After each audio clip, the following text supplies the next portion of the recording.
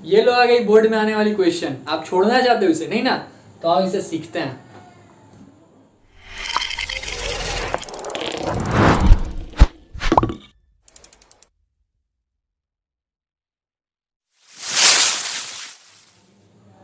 Hello students, मैं सौरभ आपका अपने इस यूट्यूब चैनल पर स्वागत करता हूं। आज हम जानने वाले हैं रूट टू एक इरेशनल नंबर है कैसे, वो हम प्रूव करने वाले हैं। ये बहुत इंपॉर्टेंट है। क्यों? क्योंकि ये बोर्ड में आने वाला है। क्लास 10th के लिए ये बहुत इंपॉर्टेंट है। तो इसमें जो दो चीज़ों को हमको जानना है पहले, वो हम सबसे पहले जान लेंगे, जिससे कि इस चीज़ को हम आसानी से प्रूव कर पाएंगे। ठीक है, तो सबसे पहले हम जानेंगे कि कोई भी जो रेशनल नंबर होता है, पता है हमको रेशनल नंबर क्या होता है, a बाई बी या p बाई क्यू के फॉर्म में होता है, और जहां पर नीचे वाला जो q होता है वो जीरो नहीं होना चाहिए। तो पहले हम लिख लेंगे क्या कि एक रेशनल नंबर जो होगा वो कैसा होगा, p बाई क्यू के रूप में। ठीक है, और कंडीशंस क्या क्या होनी चाहिए कि q आपका जीरो नहीं होना चाहिए। अब रेशनल नंबर एक ऐसा रेशनल नंबर हम दो तरीका का लिख सकते हैं। ये एक हम लिख सकते हैं 2/4, ठीक है, और एक हम लिख सकते हैं 2/3। ये जो बना, इसमें ये दोनों नंबर जो है ये कंपोजिट नंबर्स हैं। ठीक है, जबकि ये जो बना ये को प्राइम नंबर है। ठीक है, अंतर जैसे इसमें क्या हुआ ना 2 × 1, और इसको हम कैसे लिख सकते हैं 2 × 2 × 1।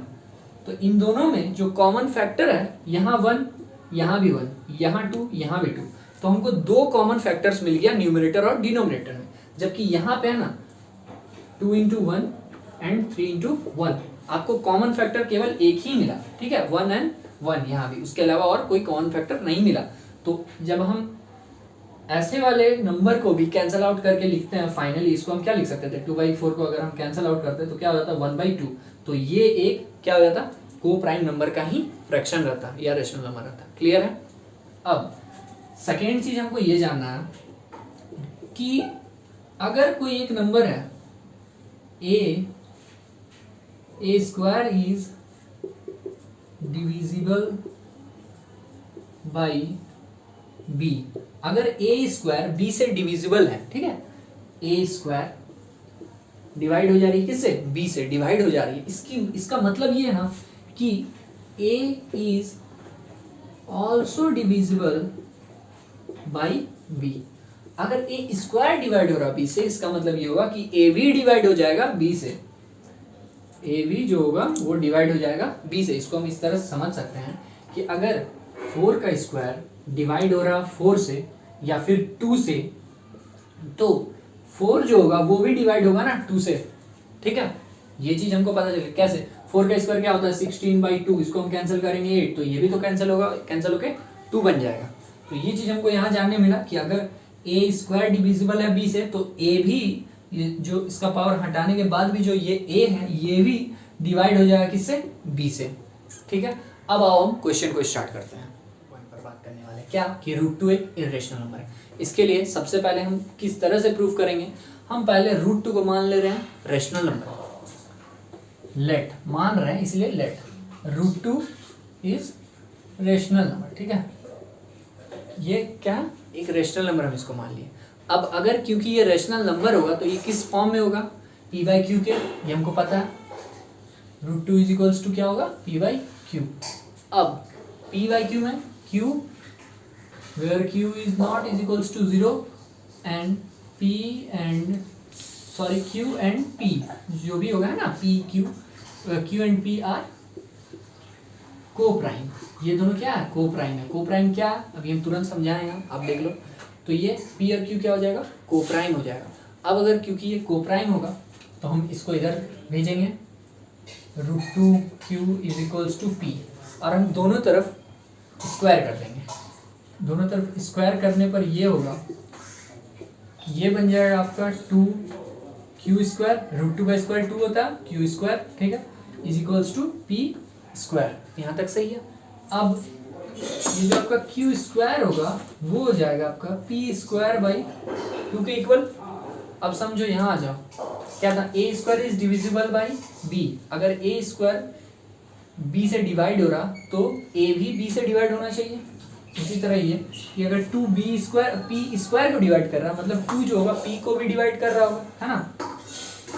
तो हम वही लिख देंगे, ये 2p² इज डिविजिबल बाई 2, है ना, डिविजिबल बाई 2।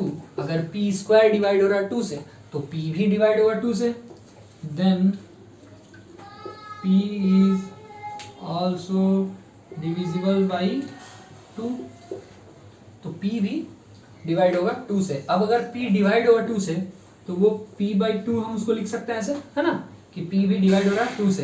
अब अगर p 2 से डिवाइड हो रहा हो तो कोई तो नंबर बना रहा होगा ना, कुछ कांस्टेंट बना रहा होगा, तो वो हम अपने मन से c मान लिए, जो कि एक क्या कांस्टेंट है। c यहाँ पे क्या हो जाएगा, c जो हम मान रहे हैं वो एक कांस्टेंट होगा, ठीक है। अब आगे हमको क्या करना है कि c को जब हम कांस्टेंट मान लिए, अब हम इस 2 को इधर भेज देंगे। यहाँ से हम सॉल्व कर दे रहे हैं, हम देख लो, p इज इक्वल्स टू क्या हो जाएगा, 2c हो जाएगा। ये 2 जो डिवाइड में था यहाँ मल्टीप्लाई में है, p is equals to 2c, और हम p का वैल्यू यहाँ पुट कर देंगे। p का वैल्यू क्या था हमको, √2q था, √2q is equals to 2c। अब फिर हम क्या करेंगे, यही पैटर्न फिर वहाँ रिपीट हो रहा है, फिर हम इसको स्क्वायर करेंगे, और फिर उसी तरह से जब आप फिर इसको स्क्वायरिंग करोगे दोनों तरफ, तो ये बन जाए आपका 2q, इसको हम पूरा बॉर्डर कर दे रहे हैं ना, नहीं तो निकल रहा है उस एरिया में घुस रहा है, इसको रोको। तो ये हो गया 2q is equals to 4c²। यहाँ तक सही है, ये q² हो जाएगा। अब 2 से 4 आपका कैंसिल हो जाएगा, तो क्या बचेगा, q² is equals to 2c²। अब आप ये 2 डिवाइड मल्टीप्लाई में, ये इधर डिवाइड में आ जाएगा, तो क्या बन जाएगा, c² is equals to q²/2। यहाँ तक सही।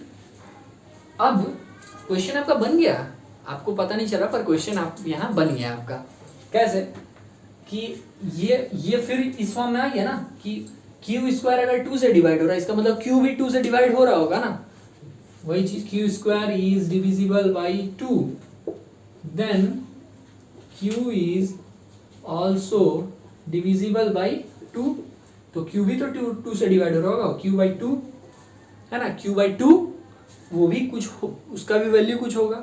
मतलब हमको पता है क्या चल गया कि p भी डिवाइड हो रहा है 2 से और q भी डिवाइड हो रहा है 2 से। इसका मतलब क्या है कि इन दोनों में कुछ एक कॉमन फैक्टर है, और वो कॉमन फैक्टर क्या है, 2 है ना, जो कि हम माने थे कि ये को प्राइम नंबर है। इसका मतलब कि इसमें केवल एक ही कॉमन फैक्टर होगा, वो 1 होगा।